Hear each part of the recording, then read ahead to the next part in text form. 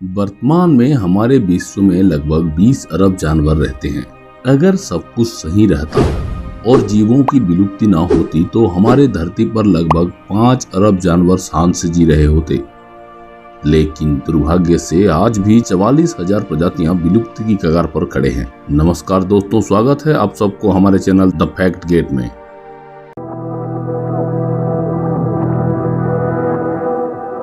Video शुरू करने से पहले मेरा एक बहुत ही मुश्किल सवाल है जिसका जवाब शायद ही आप लोगों को पता होगा।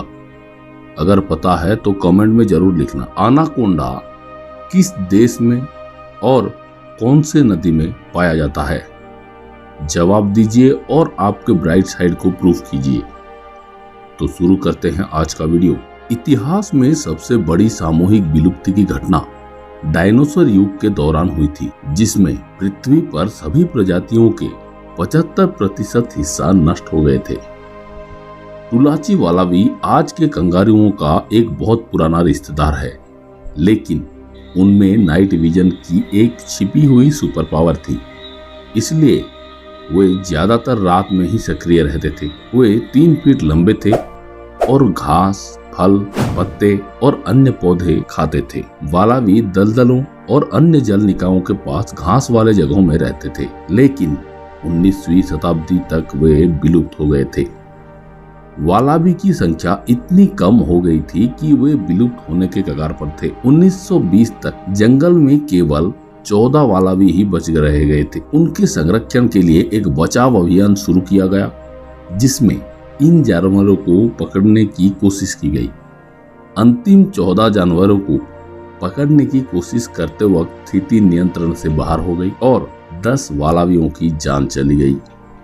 आखिरी 4 जानवरों को बचाने के लिए एक विशेष सुविधा में ले जाया गया, लेकिन बहुत दुख की बात है कि उनमें से भी 3 मर गए और अंतिम जानवर भी 1935 में मर गया। अब टुलाची वालाबी का रह गया तो बस एक तस्वीर। कभी कभी इस जानवर को देखे जाने की खबरें तो आते रही, लेकिन कोई सबूत नहीं दिखाया गया और 70 के दशक में इस प्राणी को आधिकारिक तौर पर विलुप्त घोषित कर दिया गया। छोटे चेहरे वाले भालू यानी शॉर्ट फेस्ड बियर एक अनोखी प्रजाति थी जो उत्तरी अमेरिका, खासकर अलास्का में पाई जाती थी। ये एक विशालकाय भालू था जिसका वजन लगभग 1500 पाउंड था। जब ये अपने पिछले पैरों पर खड़ा होता था तो ये लगभग 12 फीट की ऊंचाई को छूता था।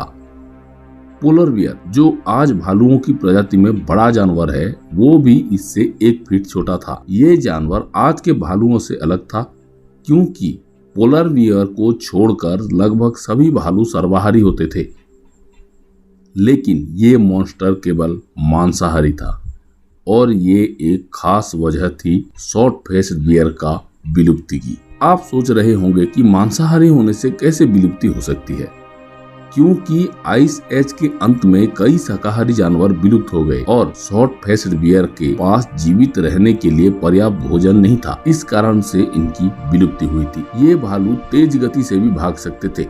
करीब 40 मील प्रति घंटा की गति इनको एक स्पीड रेसर बनाती थी, जो कि एक ग्रिजली बियर से भी 5 गुना अधिक थी। दुनिया में लगभग 400 मिलियन कबूतर हैं। अब कुछ समय पहले अमेरिका में पैसेंजर पिजन नामक पक्षियों की एक प्रजाति बहुत अधिक थी।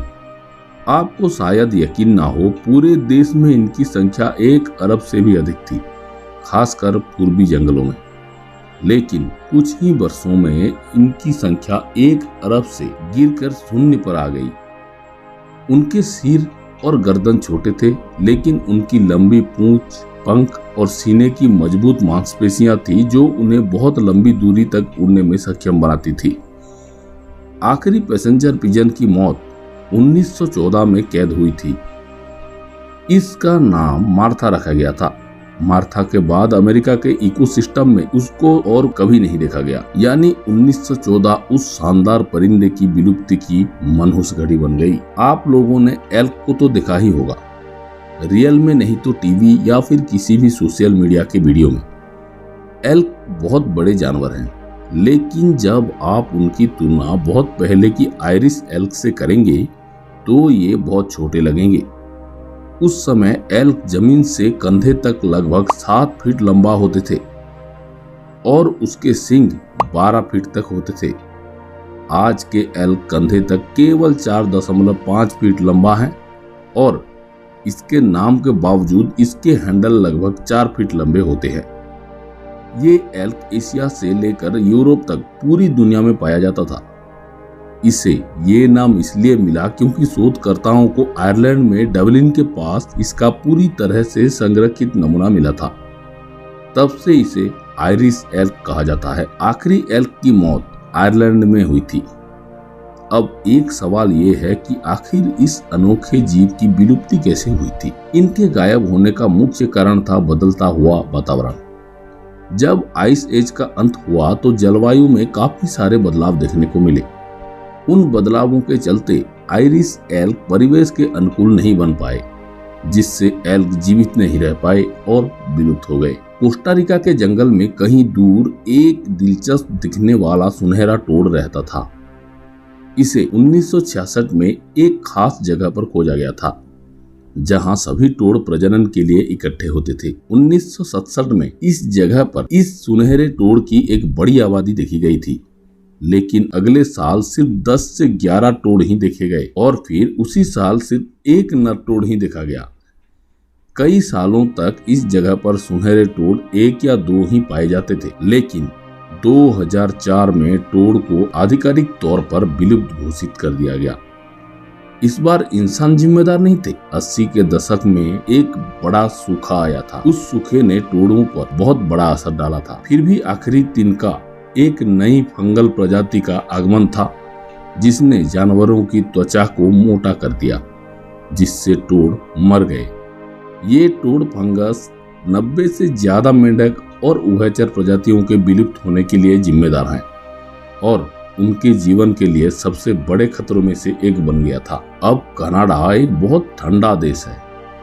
ये कोई आश्चर्य की बात नहीं है और कोई भी उम्मीद नहीं करेगा कि तोते जैसे उष्णकटिबंधीय पक्षी वहां रहते होंगे।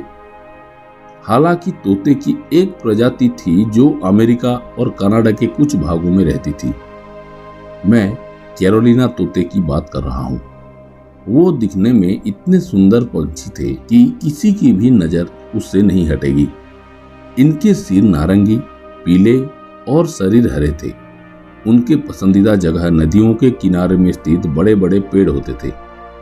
इस तोते का पसंदीदा भोजन कोको के बीज था, जो हमारे लिए जहरीले होते हैं, लेकिन कैरोलिना को उन्हें खाने में कोई समस्या नहीं थी। साथ ही वे खतरनाक कोको के बीजों को एक रक्षा तंत्र के रूप में भी इस्तेमाल करते थे। जब वे उन्हें बहुत अधिक खाते थे तो उनका मांस भी जहरीला हो जाता और शिकारियों से उनको बचाए रखता। कैरोलिना तोते एक समय में प्रचुर मात्रा में थे, जिनकी संख्या लाखों में थी, लेकिन हिम युग के बाद से उनकी संख्या प्राकृतिक कारणों से धीरे धीरे कम होती गई, मुख्य रूप से गर्मी के कारण। 1935 तक जंगल में कोई तोता नहीं बचा था। आज के अफ्रीकी शेर का एक और भी मशहूर और बदनाम चचेरा भाई था, बर्बरी शेर। उन बिल्लियों का जिक्र कई मशहूर पुरानी किताबों में मिलता है। उन्हें एक डरावने और भयानक जानवर के तौर पर उस किताब में खिताब दिया गया है।